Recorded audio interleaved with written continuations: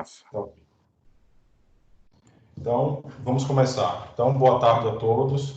Queria agradecer a Guilherme, queria agradecer o espaço ao Centro de Ensino e Pesquisa da Rede Primavera, em nome do professor Alex Vianney e da Viviane. E, nesse período de pandemia, eu escolhi um tema sobre a pandemia, que é o potencial efeito do coronavírus no sistema cardiovascular.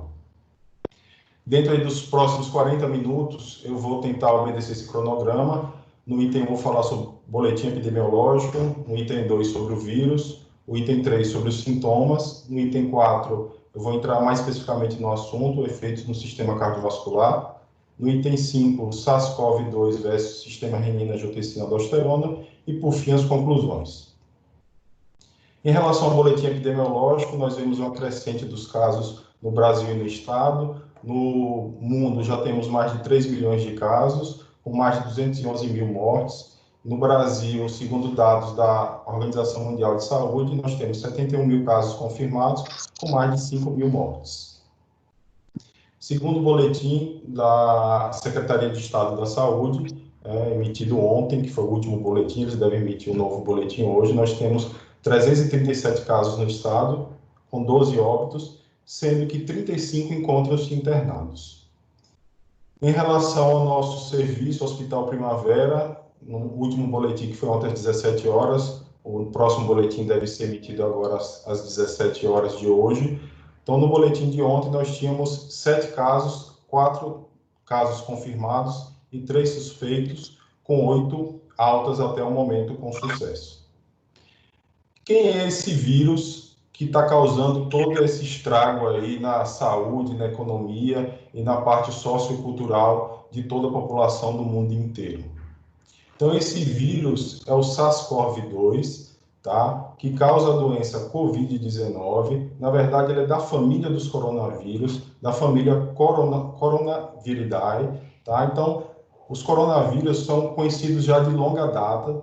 Ele causa tanto infecção em humanos como em animais. Data de 1960, a primeira infecção em humanos. Só que eram infecções de vias aéreas superiores, infecções autolimitadas. Quando, em 2002, foi descrito o SARS-CoV ou SARS-CoV-1 na China, proveniente de morcegos. Tinha lá a questão do mercado lá de animais silvestres e causava uma pneumonia viral aguda grave e com alta mortalidade. Isso foi em 2002, SARS-CoV-1 da família dos coronavírus. 10 anos depois, em 2012, no Oriente Médio, na Arábia Saudita, foi descrito um outro coronavírus, chamado MERS-CoV.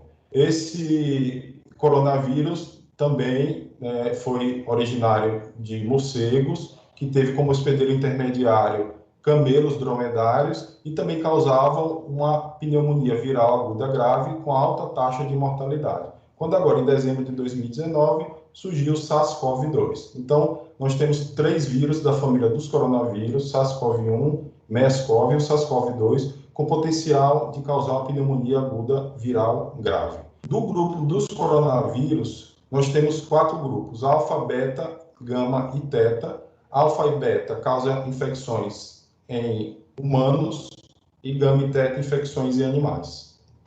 É importante conhecermos a estrutura do vírus, até para a gente entender um pouquinho a fisiopatogenia mais para frente. Então, ele é um vírus RNA, diferente de vírus DNA, ele tem a maior taxa de mutação, um potencial de mutação. Ele tem uma proteína aqui importante chamada spike, que vai ser a proteína que vai se ligar lá no receptor da célula ECA2.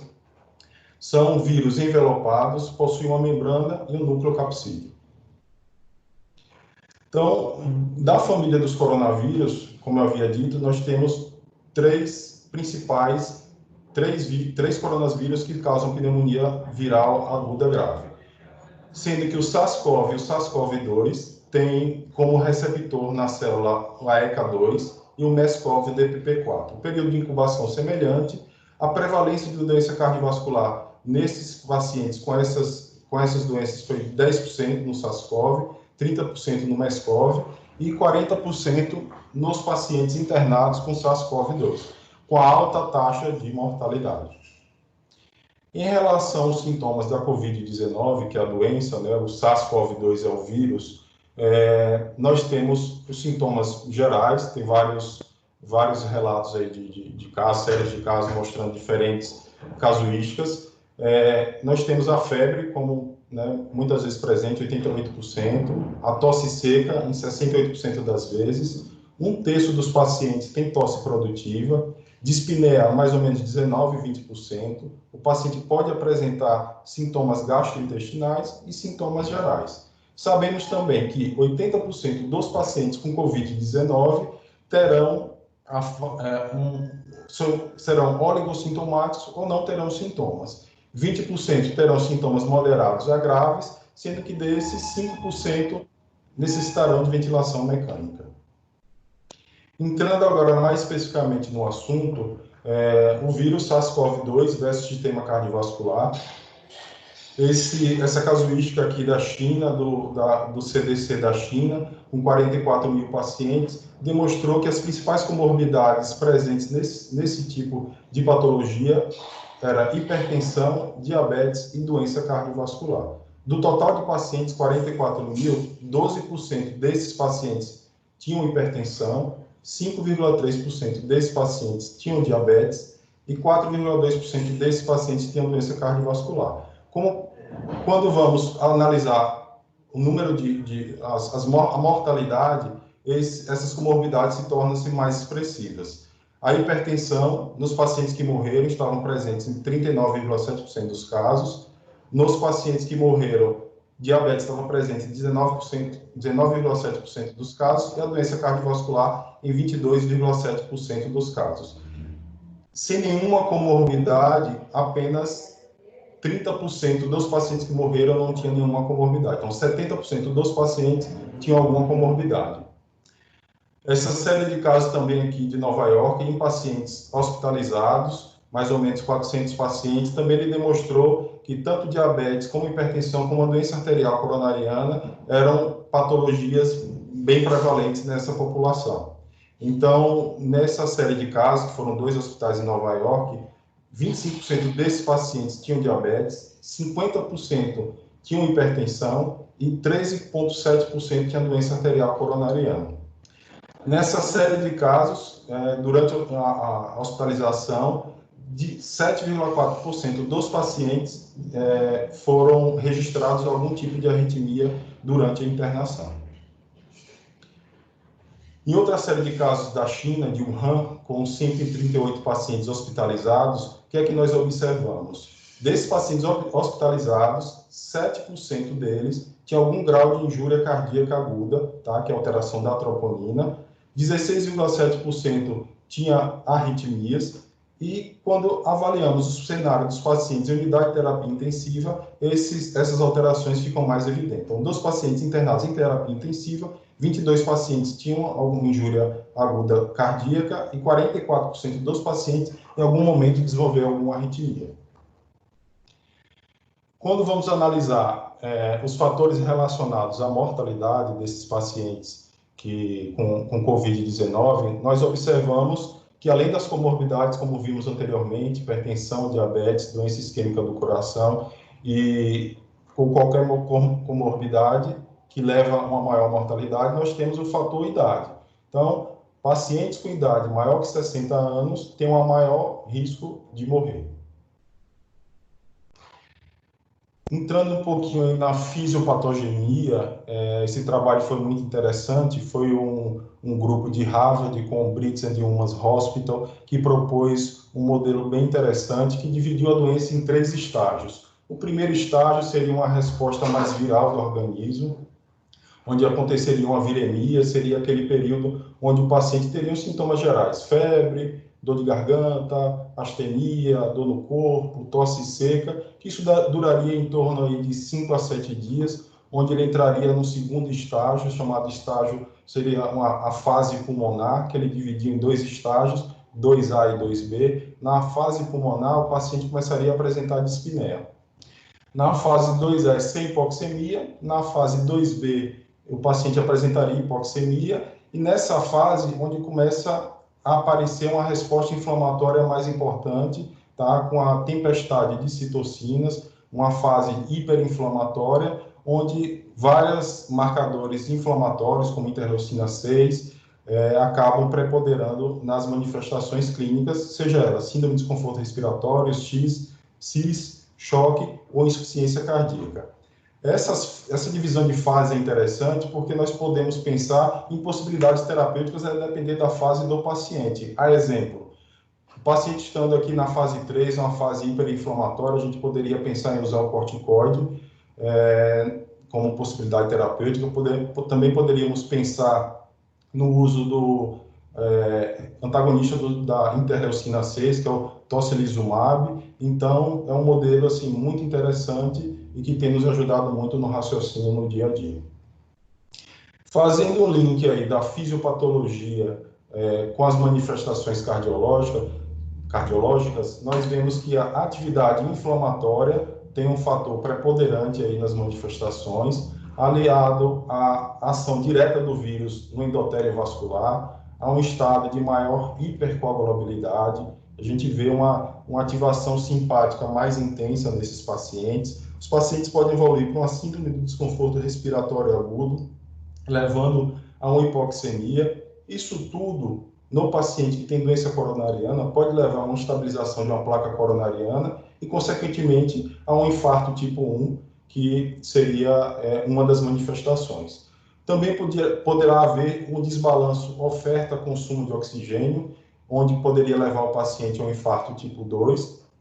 Além do que, essa lesão do vírus no miocárdio, causando uma miocardite, junto com a reação, com a atividade inflamatória, essa tempestade de citocinas, pode levar tanto o paciente a um quadro de insuficiência cardíaca aguda, como descompensar uma insuficiência cardíaca crônica. Além da hiperatividade simpática, da miocardite e do estado pró-inflamatório, podendo levar a arritmias. Então, dentro do cenário COVID-19, na cardiologia, no paciente, nós podemos encontrar diversas manifestações cardiológicas, desde síndrome coronariana aguda, com supra e sem supra, injúria miocárdica sem obstrução coronariana, miocardite, cardiomiopatia de estresse, que seria o Takotsubo, uma depressão miocárdica pelas sepsis, pelas citocinas. Poderemos encontrar arritmias, insuficiência cardíaca e choque cardiogênico, derrame pericárdico, tamponamento pericárdico e complicações tromboembólicas, que cada vez mais vem se estudando mais esses fenômenos tromboembólicos. Em relação à injúria miocárdica, o que seria injúria miocárdica? Seria alteração da troponina acima do percentil 99. No nosso serviço, o percentil 99 da troponina é 34. O grande desafio na prática clínica diária é diferenciar se essa alteração da troponina é uma injúria miocárdica ou se é um infarto agudo do miocárdio. E uma frase que eu sempre gosto de falar é assim: troponina isolada não dá diagnóstico de infarto. Para você dar o diagnóstico de infarto, você precisa ter um quadro clínico sugestivo ou você precisa ter uma alteração eletrocardiográfica, tá? Então, um paciente que chega com COVID, eu vou internar, a troponina, nossa, o limite é 34 a 42, não necessariamente esse paciente infartou. Ele tem quadro clínico? Não. Ele tem alteração eletrocardiográfica aguda que sugira algum evento isquêmico agudo? Não. Muitas vezes a gente lança a mão do ecocardiograma para juntar as peças do quebra-cabeça. Se a gente for em termos de valores da troponina, nós sabemos que a troponina maior que 5 vezes o percentil 99, ou seja, nosso percentil 99 é 34, 5 vezes 34, 170, valores acima de 5 vezes, aumenta o valor preditivo positivo para doença isquêmica do coração. Mas, reforçando isoladamente a troponina, não fecha o diagnóstico de infarto. Então, a injúria miocárdica aguda, caracterizada pela alteração da troponina, pode ser decorrente de uma hipoxemia, tá? De arritmias atriais ou ventriculares, sepse, hipotensão, choque, do quadro da atividade viral no miocárdio. A própria tempestade de citocinas pode dar alteração da troponina. Uma miocardiopatia estresse induzida, que seria o Takotsubo, pode evoluir com alteração da troponina. Injúria microvascular trombótica e doença pré-existente cardiovascular também pode evoluir com alteração da troponina. A Sociedade Europeia de Cardiologia emitiu um documento interessante, que foi o Guia no Manejo das Doenças Cardiovasculares na Pandemia da Covid-19, e ele trouxe esse gráfico interessante, onde o percentil 99 desse kit é 20, que corresponde a 34 do nosso kit, e 5 vezes o valor do kit deles é 100, que corresponde a 170 do nosso kit. Pacientes com Covid com sintomas leves normalmente vão ter a troponina abaixo do percentil 99, no caso deles 20, do nosso abaixo de 34. Aumentos discretos da troponina até 3 a 5 vezes você pode encontrar na Covid mais severa, e valores mais altos você pode encontrar no infarto tipo 1, na miocardite, no Takotsubo ou no choque. Tá? Mas sempre que for 5 vezes, levanta a bandeira para a gente poder pensar e pesquisar mais a possibilidade de infarto, mas isoladamente a troponina não dá o diagnóstico de infarto.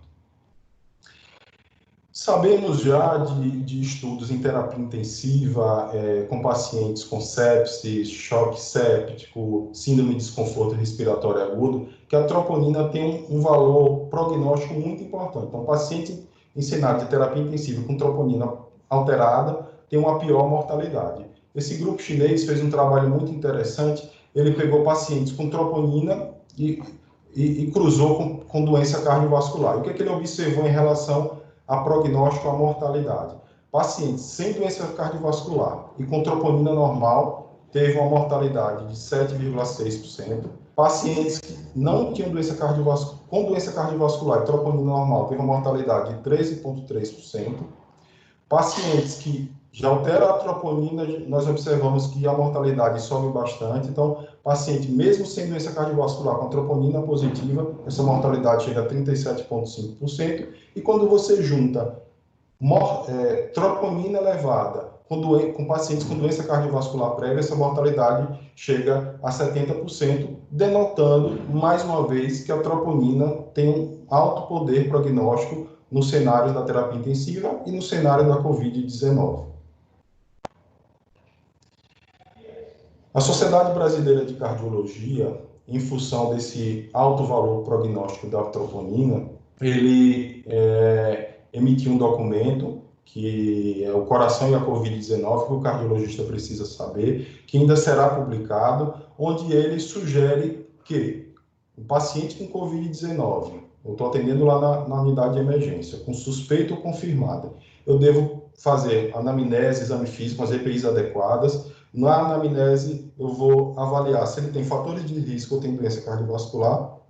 Se ele não tem, então, sintomas leves, eu vou monitorizar esse paciente em casa. Se ele tem sintomas moderados ou graves, eu vou sempre, que seriam aqueles pacientes que nós internaríamos. Eu teria que fazer um eletro e uma troponina. Se o eletro ou a troponina vier alterado, esse paciente preferencialmente deve ser monitorizado em ambiente de terapia intensiva e realizar um ecocardiograma. Se o eletro e a troponina são normais, eu vou seguir os cuidados habituais. No outro braço, se o paciente tiver fatores de risco ou doença cardiovascular, ele sugere que em sintomas leves ele faria um eletro e a troponina. Eu acho que nesse tipo de paciente, talvez eu não fizesse. Eu acho que é um paciente que está bem, que tem que ser monitorizado em casa. Mas no paciente que tem sintomas moderados a graves, que seria aquele paciente que nós internaríamos, eletrocardiograma e troponina. Se eletro alterado ou troponina, monitorização em ambiente de UTI e cardiograma. Se o paciente tiver eletro normal e troponina normal, internação, pode ser na unidade de internação e nas enfermarias, e realizar um ecocardiograma. Então, resumindo, seria aquele paciente em que teria indicação de internação, eu sempre vou fazer um eletrocardiograma e uma troponina. Se o eletrocardiograma estiver alterado, o que é alterado? Alguma alteração sugestiva de alteração aguda, alguma alteração isquêmica aguda, por exemplo. Ou a troponina estiver alterada, esse paciente preferencialmente deve ir para a unidade de terapia intensiva, visto o valor prognóstico da troponina elevada.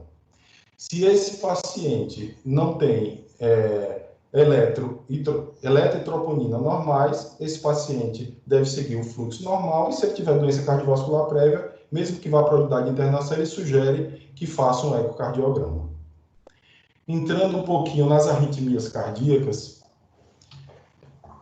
nós observamos que o SARS-CoV-2, a infecção, tem ação direta do vírus no tecido, tanto no pulmão como no coração, levando à hipóxia, uma injúria miocárdica.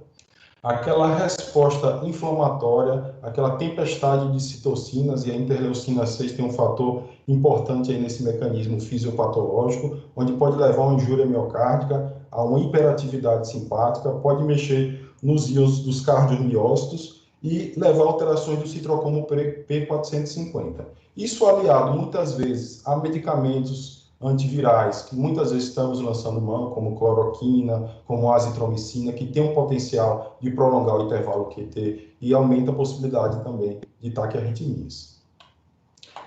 Então, nessa série de casos, com 138 pacientes lá da China, nós observamos a presença de arritmias nos pacientes internados com Covid-19, 16,7%, e no cenário da terapia intensiva, chegando a 44% dos pacientes apresentando algum grau de arritmia.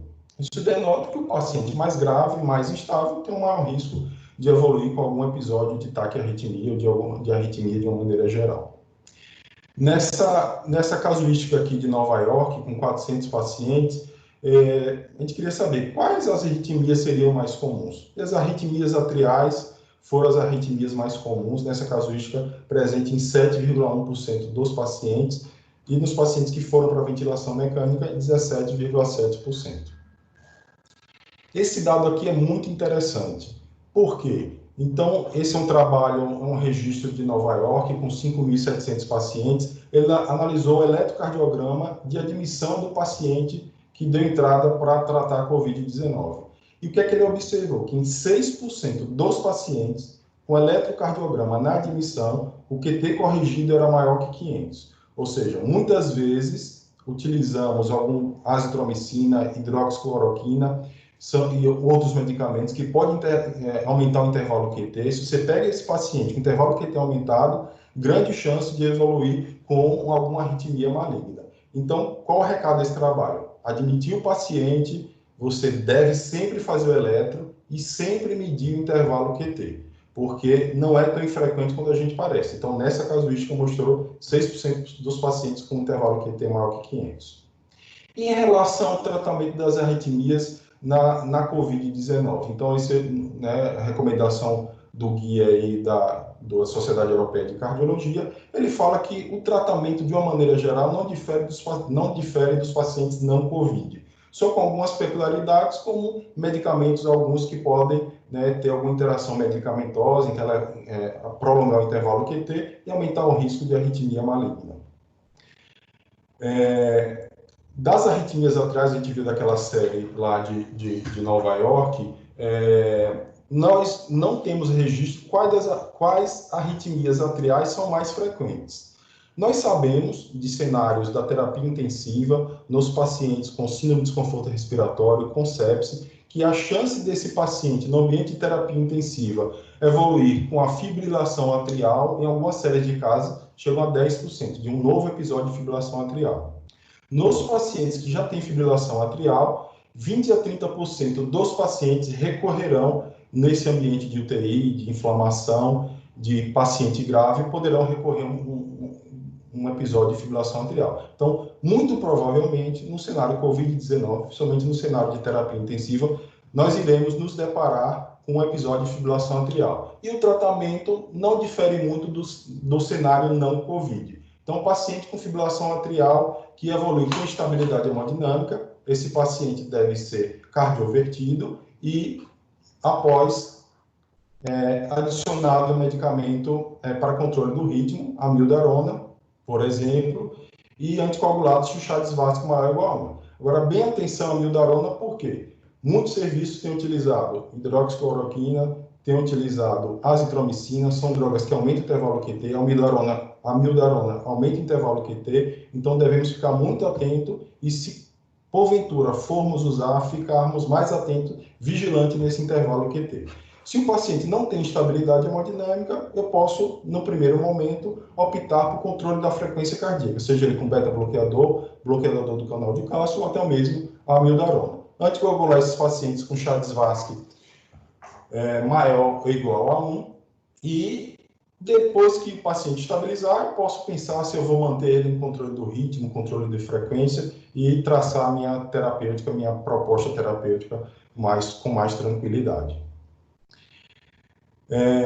Muitos serviços baseados em pequenos estudos, em estudos experimentais, têm usado a hidroxicloroquina mais azitromicina.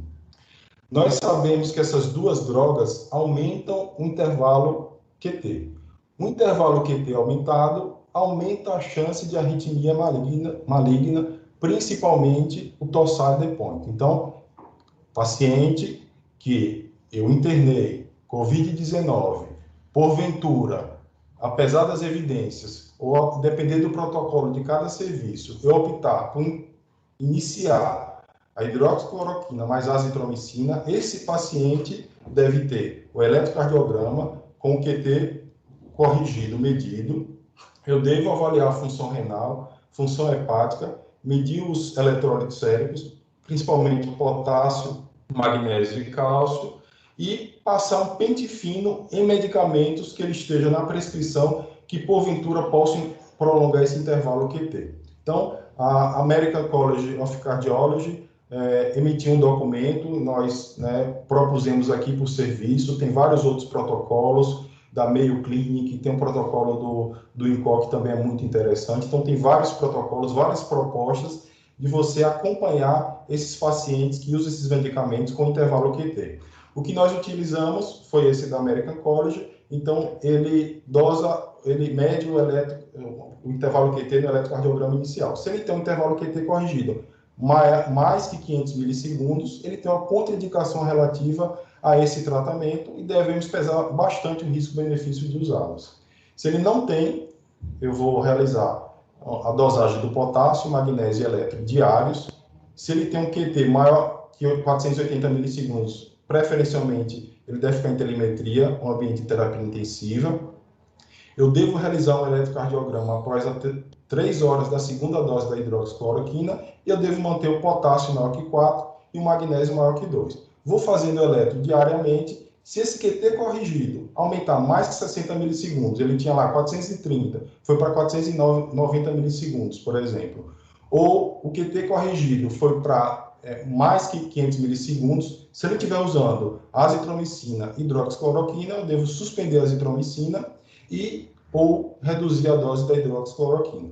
Repito o eletro no dia seguinte, se esse aumento permanecer, o QT corrigido mais que 60, o QT corrigido mais que 500 milissegundos, eu vou pesar bastante o risco-benefício dessa terapêutica e considerar a suspensão da hidroxicloroquina.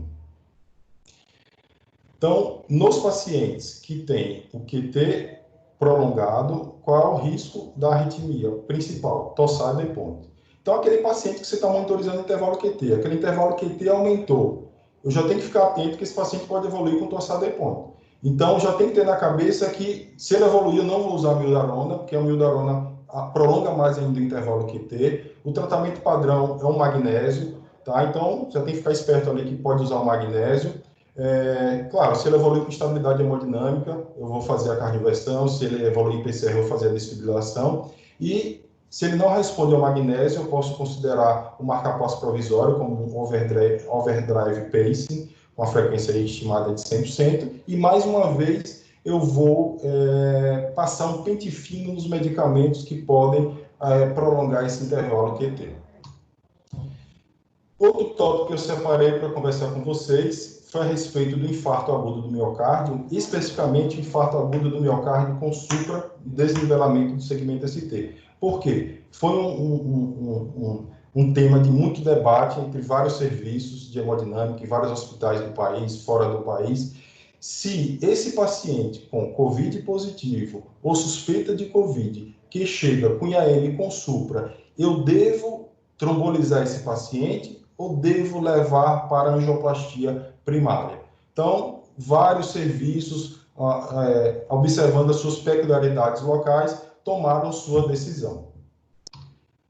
Esse trabalho aqui, que é um trabalho muito interessante no cenário da Covid-19, num grupo de 5 hospitais de Nova York, onde ele reuniu 18 pacientes que tiveram supra do segmento ST no eletrocardiograma.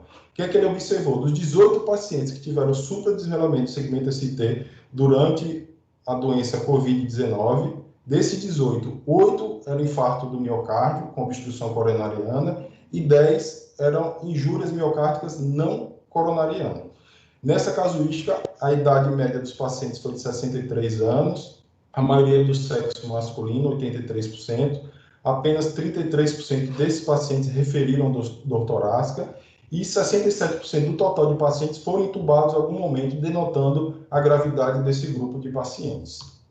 Em relação ao eletrocardiograma desses pacientes com supra na COVID-19, 4 dos 18 tinham supra mais difuso e esses 4 tinham uma injúria miocárdica não coronariana e o restante tinha uma alteração mais focal. O ecocardiograma era feito imediatamente quando o paciente chegava ou quando era registrado o supra e ajudava no diagnóstico diferencial. Dos infartos que foram para obstrução, que foram para o cateterismo, 6 dos 6 tinham obstrução coronariana. E a mortalidade desses pacientes foi muito alta, né, 72% dos pacientes, mostrando que realmente essa amostra de pacientes era uma amostra muito grave.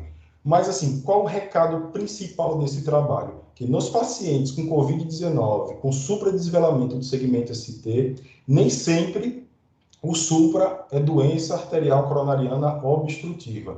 Devemos pensar em diagnósticos diferenciais, tá? E o ecocardiograma, muitas vezes, nessa dúvida, nos auxilia muito. Então, aqui eu só deixei registrado o algoritmo lá do serviço de Pequim, da China, onde ele colocou como opção do serviço deles a trombólise como opção para os pacientes com infarto com supradesvelamento do segmento ST. Esse trabalho do Jack ele reuniu especialistas do American College of Cardiology, da Associação Americana de Hemodinamicistas e do American College dos Médicos de Emergência. E eles redigiram e colocaram que durante a pandemia do Covid-19, a opinião deles é que a angioplastia primária permanece o tratamento padrão para o infarto com supra. Esse documento europeu, que foi de agora 24 de abril, um documento muito recente, também ele toma a posição que preferencialmente o paciente com infarto com supra, ele deve ser encaminhado para a sala de hemodinâmica se o serviço dispuser de uma hemodinâmica que trabalha 24 horas por 7 dias. E já sabemos de trabalhos na época não Covid, o guideline europeu de 2012 de infarto com supra, ele já coloca que a angioplastia primária é a terapia recomendada sobre a reperfusão com fibrinólise com nível de evidência 1A. Então, a preferência no cenário não Covid sempre foi a angioplastia. E do nosso serviço, nós sempre temos que respeitar a peculiaridade do serviço. Se chegar um paciente infarto com supra de ST no Hospital Primavera, o que fazer? Então, considerando que nosso serviço tem um baixo volume de pacientes com infarto com supra, nós temos uma equipe treinada, nós temos EPIs adequados, nós temos um tempo de terminal na sala pós-exame que dá para fazer a terminal, toda essa terminal otimizada com recomendações da CCIH, considerando que esses pacientes COVID-19 geralmente são idosos, graves, com múltiplas comorbidades, e muitas vezes você fazer uma trombólise nesse paciente, você vai adicionar um risco maior de sangramento, com benefício que muitas vezes nós não sabemos se teremos, e baseado nesse achado aí do trabalho de Nova York, onde a porcentagem de pacientes com supra-desnivelamento do segmento ST de causas não coronarianas, principalmente no cenário COVID-19, não é desprezível, nós correríamos o risco de repente, trombolizar um paciente que não tem obstrução coronariana, levando ao risco da trombólise sem um benefício na reperfusão dessa coronária. Nós já sabemos de trabalhos, até da recomendação das diretrizes, o benefício da angioplastia primária, e esse paciente, que mesmo que fosse trombolizado, seria outro argumento a favor da angioplastia primária, esse paciente necessitaria de CAT na internação. Dificilmente ou provavelmente não, nós mandaríamos esse paciente para casa sem realizar o cateterismo. Então, quanto mais cedo a gente resolver a vida desse paciente, melhor. Então, a opinião pessoal, depois a gente pode abrir para discussão, ver a opinião dos outros. Na hemodinâmica do Hospital Primavera, onde temos EPIs completos, serviço, né, treinado, fluxo adequado, Paula lá da emergência treinou todos os enfermeiros para transporte desse paciente, a preferência, de uma maneira geral, seria a angioplastia primária. Entrando aqui no último tópico, né, que seria também foi um tema muito polêmico nos pacientes que usavam IECA, OBRA, antipertensivos, se esses pacientes deveriam suspender por possivelmente, né, interagir aí com coronavírus e piorar a infecção. Então, vamos trazer alguma coisa aí para poder esclarecer. Então, o que a gente sabe?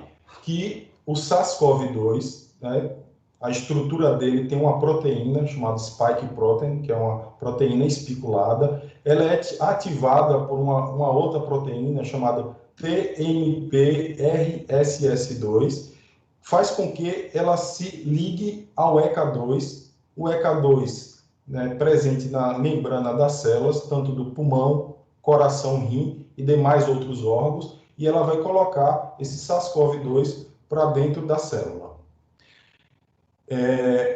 Além desse efeito que seria, né, maléfico, né, você estaria colocando, né, ligando ao SARS-CoV-2 para dentro da célula, nós temos um potencial efeito benéfico do ECA2. Como todos nós sabemos, a angiotensina 2 ela tem um efeito maléfico no organismo. Ela causa uma injúria pulmonar aguda, a angiotensina 2, ela causa um remodelamento miocárdico negativo, adverso, ela causa vasoconstricção e ela causa uma permeabilidade vascular. Isso é a angiotensina 2.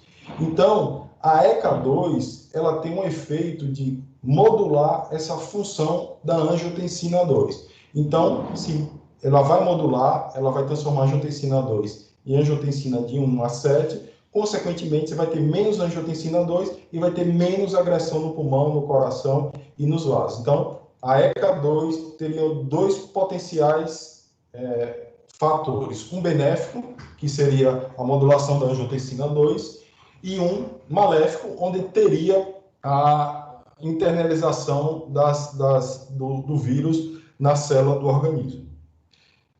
E em relação ao IECA e BRA, então, trabalhos experimentais, alguns com resultados divergentes, mostravam que o IECA e o BRA aumentavam a expressão desse ECA2, aumentando a chance de você colocar mais vírus para dentro da célula.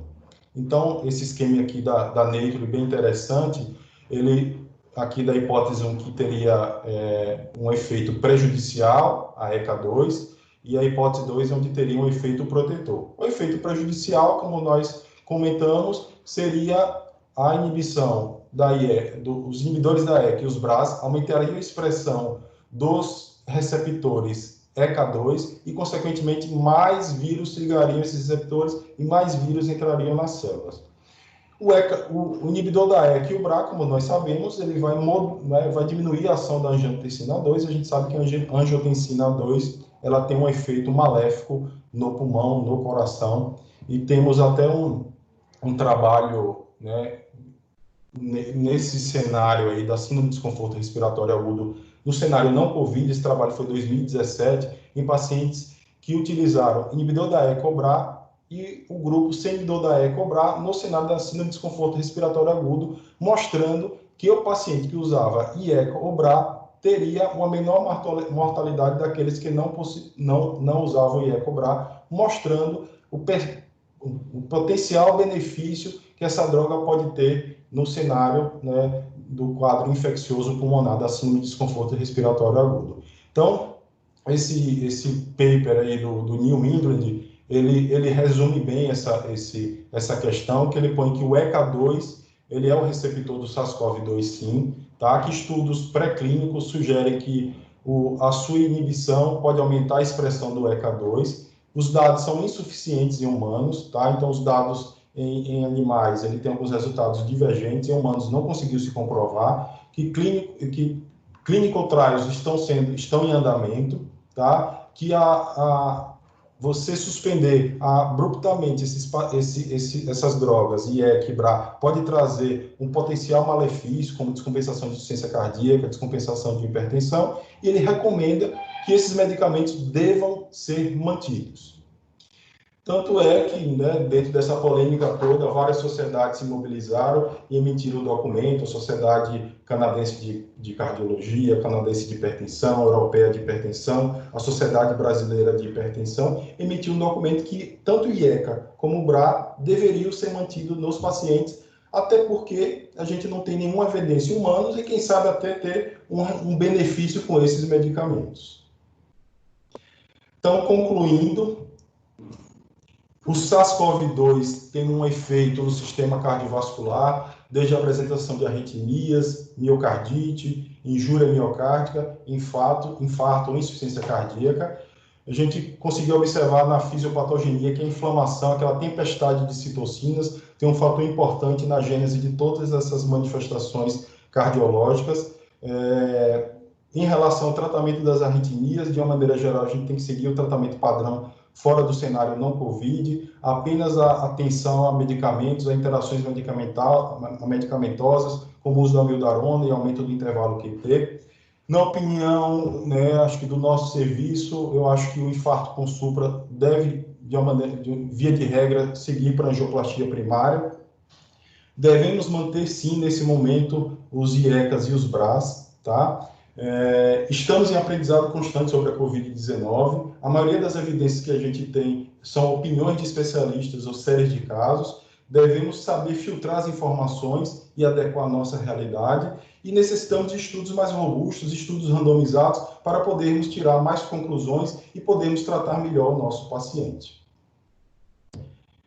É um momento difícil, né? É um momento de reflexão. Acho que é um momento de nós nos unirmos. Nós, com certeza, precisaremos de algum momento de um do outro, e não podemos faltar a fé, a esperança que a ciência trará uma resposta em relação ao tratamento dessa doença. Então, muito trabalho aí em andamento, ou quem sabe trará aí uma vacina em breve, tá? E fica aqui minha homenagem a todos os profissionais de saúde que estão aí na batalha da Covid-19, não só profissionais da saúde, mas profissionais que trabalham na instituição de saúde, pessoal do administrativo, pessoal da TI, pessoal da limpeza, representantes, então todos que de alguma maneira estão ligados à instituição de saúde. Então fica aqui minha homenagem, tá? Agradeço a atenção de todos, vamos abrir aí para comentários, tá? E sugestões e perguntas.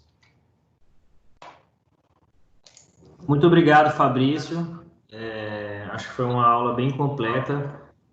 Já aproveito para agradecer a participação de tanta gente. A gente teve aí mais ou menos, no máximo, pelo menos eu vi 48 participantes, já é o dobro do que a gente teve na última vez, vem crescendo cada vez mais. Eu estou aproveitando já para colocar no próprio chat os nossos